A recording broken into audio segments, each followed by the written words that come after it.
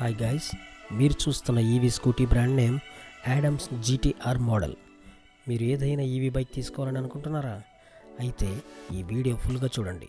EV వెహికల్స్పై కొంతవరకు అవగాహన వచ్చిన తర్వాతనే ఒక ఈవీ బైక్ తీసుకోండి.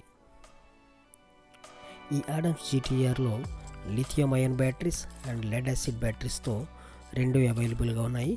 నేనైతే లెడ్ యాసిడ్ బ్యాటరీస్ బైక్ని తీసుకున్నాను. లెడ్ యాసిడ్ బ్యాటరీస్ అంటే గ్రాఫైన్ బ్యాటరీస్ కూడా అనొచ్చు. Graphene batteries and lithium ion batteries ఉన్న డిఫరెన్స్ నేను ఇప్పుడు చెప్తాను. ఆల్రెడీ మీకు తెలిసి ఉంటే ఇగ్నోర్ చేసేయండి.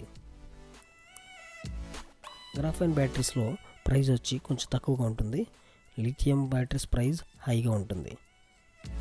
గ్రాఫైన్ బ్యాటరీస్ రేంజ్ లో రేంజ్ వస్తుంటాయి.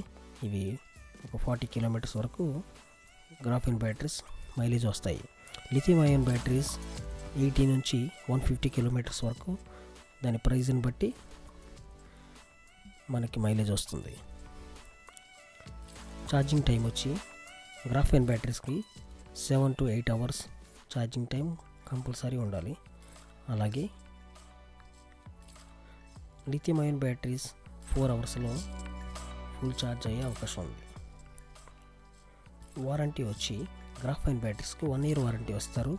అలాగే లిథియం అయాన్ బ్యాటరీస్కి 2 సంవత్సరాల నుంచి 3 సంవత్సరాల వరకు 2 to 3 years లిథియం బ్యాటరీస్కి వారంటీ ఇస్తారు. బ్యాటరీ రిపేర్ విషయానికి వస్తే లెడ్ యాసిడ్ బ్యాటరీస్ రిపేర్ చేయడానికి అవకాశం ఉండదు. ఒకవేళ అవి పాడైనా లేక మైలేజ్ తగ్గిన గ్రాఫైన్ బ్యాటరీస్ని మార్చవలసి ఉంటుంది. ఒకవేళ లిథియం అయాన్ బ్యాటరీస్ ప్రాబ్లం వస్తే ఏ సెల్ అయితే ప్రాబ్లం వచ్చిందో ఆ సెల్ని మార్చుకొని మరలా లిథియం అయాన్ బ్యాటరీస్ని యూజ్ చేయవచ్చు. లెడ్ యాసిడ్ బ్యాటరీస్లో 3 టైప్స్ ఉన్నాయి. Lead acid batteries, graphene batteries and gel batteries.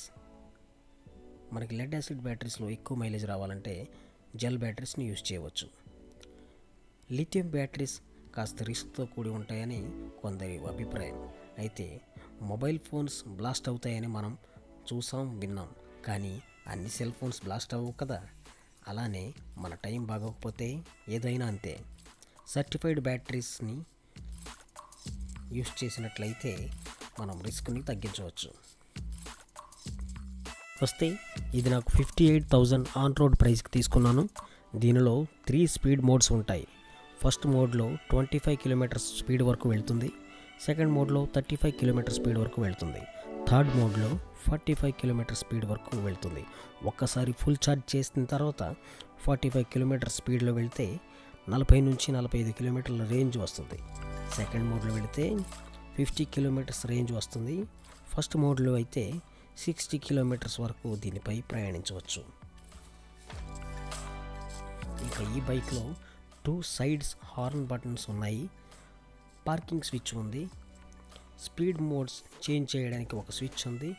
ఇంకా left side hazard light switch ఉంది అండ్ రివర్స్ ఆప్షన్ కూడా ఉంది. సైడ్ స్టాండ్ సెన్సార్ ఉంది. ఇంకా ఫుట్ స్పేస్ కూడా చాలా బాగుంది.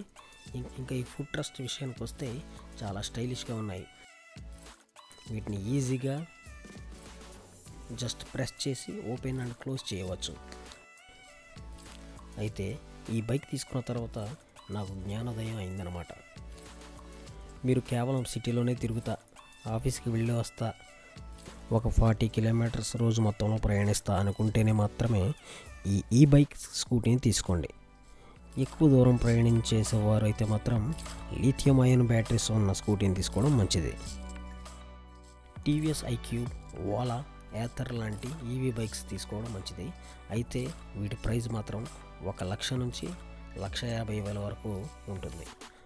తక్కువ దూరం ప్రయాణించే వారికి మాత్రం ఈ బైక్ మంచి ఆప్షన్ అని చెప్పవచ్చు.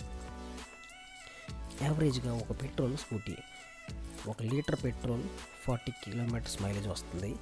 ఒక మంత్లో 20 days మీరు ప్రయాణం చేశారనుకోండి, 120 into 20 ఒక ఇయర్కి 28,000 కేవలం పెట్రోల్కి మాత్రం ఖర్చు అవుతుంది. ఈవీ బైక్స్లో మనీ అయితే సేవ్ అవుతుంది కొంతవరకు. 1 year తర్వాత బ్యాటరీస్ పెర్ఫార్మెన్స్ తగ్గే అవకాశం ఉంది. కాబట్టి బ్యాటరీస్ రీప్లేస్ చేయవలసి రావచ్చు. ఈవీ బైక్స్ తీసుకునేవారు ముందు ఇవన్నీ ఆలోచించి తీసుకోండి. మా వీడియో నచ్చినట్లయితే please like, share and subscribe. Thank you. Bye bye.